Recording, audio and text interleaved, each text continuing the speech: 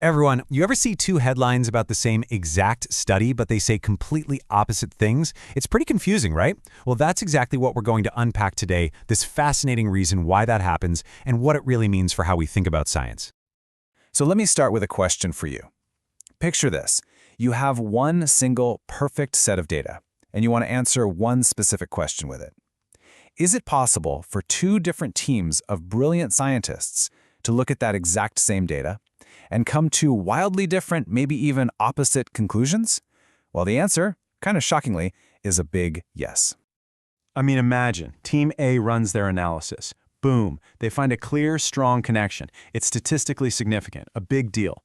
But then, Team B comes along, using the very same numbers, and they find, well, nothing. Zip, no link at all. And here's the crazy part. This isn't about someone making a mistake. It's actually a fundamental part of the scientific process that we're about to get into. So, how on earth is this possible? Well, the answer lies in this really cool concept with a beautiful name, the Garden of Forking Paths. It perfectly describes how a single research question can branch out into dozens or even hundreds of different trails. Think about any research project, not as a straight line, but as a journey. And along that journey, a scientist has to make all these little decisions. And the key thing to remember is, there's often no single right choice. At every single turn, there can be a bunch of perfectly reasonable, totally defensible options. And we're talking about decisions that can seem pretty small on the surface. For example, what do you do with a few data points that look kind of weird, the outliers? Do you keep them or toss them? Which factors do you control for in your model? I mean, each of these questions has multiple good answers, and the specific path a researcher decides to take can totally change where they end up. Okay, let's break this down with a super simple example, just to see how fast things can escalate. Imagine a study with just 5 of these little decision points. And for each decision, let's say there are only 2 reasonable choices. Seems pretty manageable, right? Well, those choices start to multiply. You've got 2 options for the first decision, times 2 for the second, times 2 for the third, and on and on. And all of a sudden, you're looking at 32 different, completely sensible ways to analyze the very same data set. That's 32 potential results right there. And the researchers in the paper we're looking at today framed this perfectly with that classic piece of advice. If you only run one of those 32 possible analyses and present that one result as the answer, you're basically putting all your scientific eggs in one basket. You're just hoping you pick the right one while totally ignoring 31 other valid possibilities. So, if any single analysis is just one path in this huge garden, what's the solution? Well, what if you could map all the paths at once? This is the incredibly powerful idea behind a technique called multiverse analysis. Multiverse analysis isn't about trying to find the one true path. Instead, the whole point is to explore the entire garden.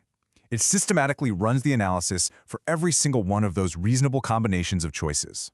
You don't get one result, you get a whole universe of them. And what this lets us do is see how strong a finding really is. Is the result robust? Does it pop up again and again, no matter which little decisions you make? Or is it fragile, something that only appears if you follow one or two very specific paths? That's the real question.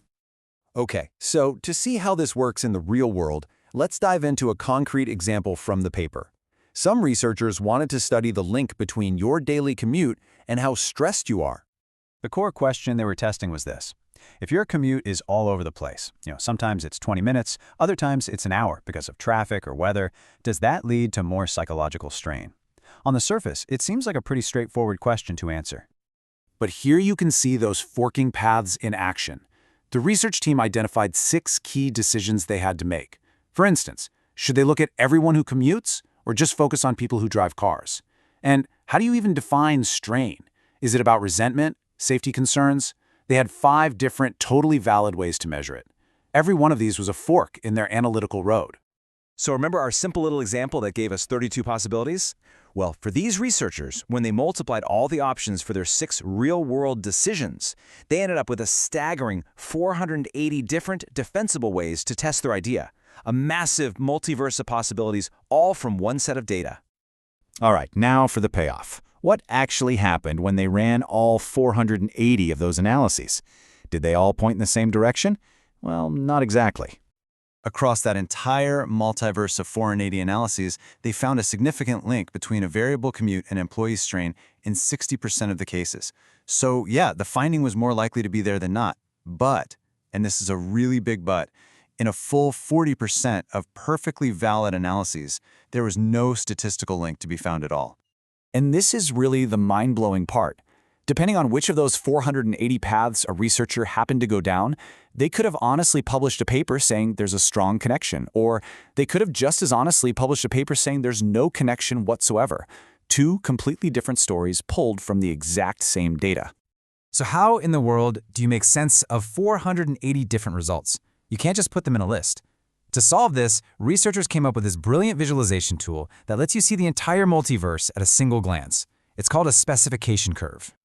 Okay, so this chart might look a little complicated at first, but it's actually super clever. Let's walk through it. Every single dot on that curve represents the result from one unique analysis, one of the 480. They're all sorted from the weakest effect to the strongest. And that dashboard underneath shows you exactly which combination of choices led to which result. But here's the real key. You look at the slope. A really steep curve means the finding is fragile and super sensitive to those little choices. A flatter curve suggests you've got a much more robust effect on your hands. So, in the commute study, what mattered most? What were the big choices? It turns out it all came down to two fundamental things: how the researchers decided to define commute variability and how they decided to define strain. I mean, think about that for a second. The most basic definitions of their core ideas explained almost all of the difference between finding a strong link and finding nothing at all. It just shows how much can ride on those seemingly simple starting points.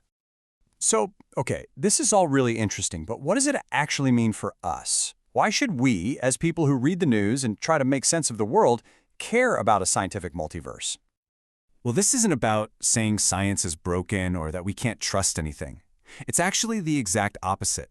Multiverse analysis makes science stronger. It pushes researchers to be more transparent, to show all their work, and really acknowledge the uncertainty. It gives us the whole picture of the evidence, not just one convenient, cherry-picked snapshot. And that leads to way more honest and reliable findings in the long run. So I'll leave you with this thought. The next time you see a big headline that says scientists prove X causes Y, maybe you can ask a deeper question. Which universe is that result from? Is it a robust finding that shows up again and again across dozens of analyses? Or is it just one single path in a vast, unexplored garden of 14 paths?